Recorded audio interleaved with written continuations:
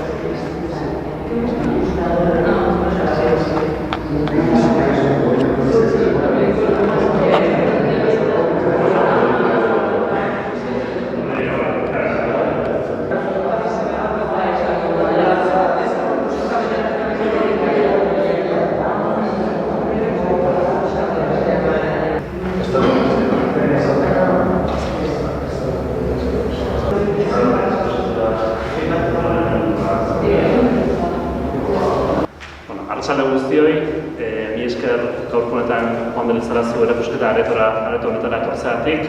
Gaurkoan irrati laburu artistaren erakusketa txiki bat daukagu gaurkoan, lerro artean izenekoa. Urtean zehar, horretxu antolatzen ditugun erakusketa zikloren barruan, uda aurretiko azkena izango da, eta gaurko gaur inauguratu eta datorren uztailaren 13 arte osagai izango da hemen erakusketa hau. Gogoratu, erakusketa hau zabalik egongo dela asteartetik igandera, arratsaldeko 5:00-etatik 8:00-etara. Beraz, bai herritar guztiak eta baita eskualdeko herritar guztiak ere gonbidatu nahi dugu erakusketa hau guztiak. Beste gabe guztiak guztatuko, nik uste dut iganderi berari egongo dela hitza berak gutxi gora berako pintzela batzuk azaldu ditzan zartan datzan eta beste gabe erakusketa hau gozatzera gonbidatu nahi zitugu.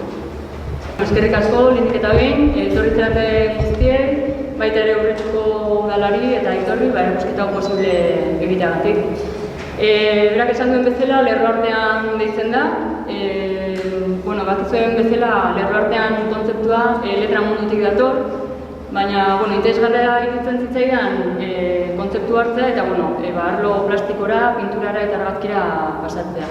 Zergatik lerro artean, suposatzen dut beti interesatzen zaidala gauzen atzean izkutuan gelitzen den mezua edo espazio hori, izkutuan edo bigarren planoan gelitzen den espazio hori. Orduan, arreta jarri diot espazio horri eta hor sortu diren gauzak, ideiak eta irudien bitartez saiatu nahi azaltzen.